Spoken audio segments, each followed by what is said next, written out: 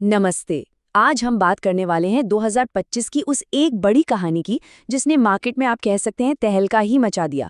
और वो है चांदी की कीमतों में आया जबरदस्त उछाल। चलिए इसके हर पहलू को जरा बारीकी से समझते हैं। तो सबसे बड़ा सवाल, बल्कि पहला सवाल तो यही उठता है कि आखिर ऐसा हुआ क्यों? चांदी की कीमतों में इतनी बड़ी तेजी कैसे आ गई कि इसने पिछले 14 सालों के सारे रिकॉर्ड्स ही तोड़ दिए? आइए, इसके पीछे के कारणों की गहराई से पड़ताल करते हैं।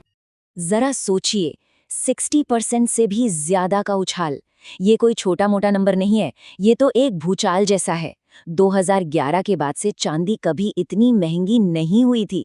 इसने बड़े बड़े जानकारों और निवेशकों को सबको सच में हैरान कर दिया है। ठीक है, तो चलिए अब जरा तह तक चलते हैं। एक एक करके उन 3 मुख्य वजहों को समझते हैं जिन्होंने चांदी की इस ऐतिहासिक रैली को, कह सकते हैं, पंख लगा दिए। तो देखिए, इस पूरी कहानी का जो पहला और शायद सबसे जरूरी हिस्सा है वो है चांदी की इंडस्ट्रियल डिमांड। अक्सर लोग चांदी को सिर्फ एक कीमती मेटल समझते हैं, पर सच तो ये है कि ये आज की टेक्नोलॉजी की रीढ़ की हड्डी है। और इसकी अहमियत ना यहाँ बिल्कुल साफ दिखती है। मतलब सोलर पैनल से लेकर इलेक्ट्रिक गाड़ियों और जो हमारे रोजमर्रा के इलेक्ट्रॉनिक्स हैं, हर जगह चांदी चाहिए ही चाहिए। हुआ ये कि 2025 की पहली छमाही में ही चीन का सोलर सेल निर्यात 70% बढ़ गया। भारत भी ग्रीन एनर्जी पर जोर दे रहा है। तो साफ है, टेक्नोलॉजी जितनी आगे बढ़ेगी, चांदी की मांग भी उतनी ही आसमान छुएगी। अब आते हैं दूसरी बड़ी वजह पर, और वो है दुनिया भर का आर्थिक माहौल। देखिए, जब भी ग्लोबल इकोनॉमी में कोई बड़ा बदलाव होता है ना, तो उसका सीधा असर सोने चांदी जैसी चीजों पर पड़ता ही है। तो यहाँ ना असल में 3 चीजें एक साथ काम कर रही थी।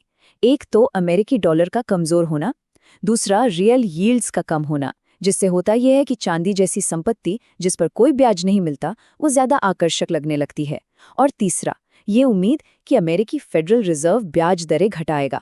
इस उम्मीद ने ही निवेशकों को सेफ हेवन के तौर पर चांदी खरीदने पर मजबूर कर दिया। और तीसरा और आखिरी कारण है पैसा।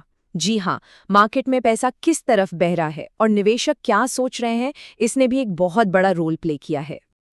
हुआ ये कि 2025 में सिल्वर ईटीएफ्स मतलब एक्सचेंज ट्रेडेड फंड्स में रिकॉर्ड तोड़ पैसा आया। छोटे रिटेल निवेशकों से लेकर बड़ी बड़ी संस्थाओं तक हर किसी को लगा कि चांदी महंगाई से बचाने का एक जबरदस्त जरिया है, और बस सबने इसमें जम के खरीदारी की। तो हमने ये तो समझ लिया कि कीमतें आसमान क्यों छू रही थीं। लेकिन कहानी में अब एक ट्विस्ट है। सवाल ये है कि क्या ये तेजी हमेशा बनी रहेगी या फिर एक बड़ी गिरावट दरवाजे पर दस्तक दे रही है। और देखिए, बाजार के जो बड़े एक्सपर्ट्स हैं जैसे कि पेस 360 के अमित गोयल, वो अब चेतावनी दे रहे हैं। उनका साफ मानना है कि ये जो रैली है ये शायद अपनी पीक पर पहुंच चुकी है और यहाँ से बाजार का रुख पलट सकता है। और ये कोई छोटी मोटी गिरावट की बात नहीं हो रही है। अनुमान लगाया जा रहा है कि कीमतों में 50% तक की, जी हाँ, 50% तक की भारी कटौती हो सकती है। ये उस +60% वाली बढ़त के बिल्कुल सामने एक चौंकाने वाला आंकड़ा है। सबसे जरूरी बात यह है कि अगर ये गिरावट आती है तो चांदी की कीमत गिरकर लगभग 77,450 रुपये प्रति किलोग्राम तक आ सकती है।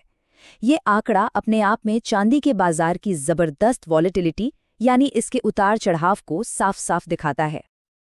अच्छा, चांदी को और बेहतर ढंग से समझने के लिए ना एक काम करते हैं। इसकी तुलना इसके बड़े भाई सोने से करते हैं। हैं तो दोनों कीमती धातुएं, लेकिन मार्केट में दोनों की भूमिका और कहानी जमीन आसमान का फर्क है। ये स्लाइड दोनों के बीच के बुनियादी फर्क को एकदम साफ कर देती है। एक तरफ है चांदी, जो एक इंडस्ट्रियल पावर हाउस है, मतलब जिसका इंडस्ट्री में बहुत ज्यादा इस्तेमाल होता है। और दूसरी तरफ है सोना, जो एक सेफ हेवन है, यानी एक सुरक्षित पनागा, जिसे लोग तब खरीदते हैं जब आर्थिक माहौल डामाडोल हो। तो असल में ये दोनों धातुएं एक दूसरे के मुकाबले में कहाँ खड़ी हैं? चलिए जरा आंकड़ों को देखते हैं। 2025 में चांदी लगभग 60% चढ़ी, जबकि सोना करीब 35%। चांदी का इंडस्ट्रियल यूज बहुत ज्यादा है और इसी वजह से इसमें वॉलेटिलिटी यानी उतार चढ़ाव भी बहुत ज्यादा है। वहीं सोना वो कम वॉलेटाइल है और उसका इंडस्ट्रियल इस्तेमाल भी काफी लिमिटेड है। तो इतनी सारी जानकारी के बाद सवाल उठता है कि एक निवेशक को क्या सोचना चाहिए, क्या करना चाहिए। चलिए अब चांदी के बाजार को एनालाइज करने के कुछ असरदार फ्रेमवर्क्स पर नजर डालते हैं। तो देखिए, मोटे तौर पर 3 पावरफुल तरीके हैं जिनसे चांदी के मार्केट को समझा जा सकता है। पहला, इन्वेस्टमेंट के अलग अलग ऑप्शंस की तुलना करना। दूसरा, चांदी से जुड़े जो सेक्टर्स हैं उनका एनालिसिस करना। और तीसरा, जो जरूरी डेटा पॉइंट्स हैं उन पर लगातार नजर बनाए रखना। तो सबसे पहले बात करते हैं पहले फ्रेमवर्क की, यानी ये समझना कि चांदी में निवेश करने के तरीके क्या-क्या हैं। क्या हमें फिजिकल चांदी खरीदनी चाहिए या फिर डिजिटल तरीकों से इन्वेस्ट करना बेहतर है? ये टेबल इस चीज को बहुत अच्छे से समझाती है। देखिए, फिजिकल चांदी जो है वो लंबी अवधि के लिए तो अच्छी है, पर उसे बेचना थोड़ा मुश्किल हो सकता है, लिक्विडिटी कम होती है। वहीं सिल्वर ETF में खरीदना बेचना बहुत आसान है, लिक्विडिटी हाई है। और फिर आते हैं सिल्वर फ्यूचर्स, जो एक्टिव ट्रेडर्स के लिए हैं, जिसमें रिस्क और लीवरेज दोनों ही काफी ज्यादा होते हैं। अब बात करते हैं दूसरे फ्रेमवर्क की। ये है उन इंडस्ट्रीज पर नजर रखना जिनकी किस्मत सीधे सीधे चांदी की कीमतों से जुड़ी हुई है।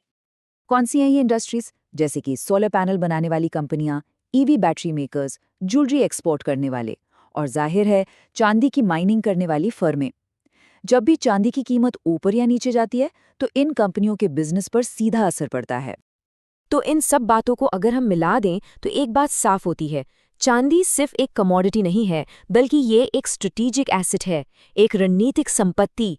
इसका मतलब क्या है? इसका मतलब ये है कि भले ही इसमें शॉर्ट टर्म में कितना भी उतार चढ़ाव आए, लेकिन ग्रीन एनर्जी और टेक्नोलॉजी में इसकी जो ज़रूरत है उसके कारण लंबी अवधि में इसका महत्व बना रहेगा। और अंत में हम इसी बड़े सवाल पर आकर रुकते हैं। एक तरफ है एक ऐतिहासिक तेजी, तो दूसरी तरफ एक बड़ी गिरावट का खतरा।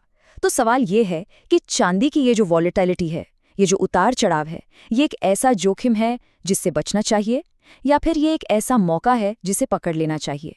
खैर, इसका जवाब तो हर किसी को अपनी समझ और अपनी रणनीति के हिसाब से ही खोजना होगा।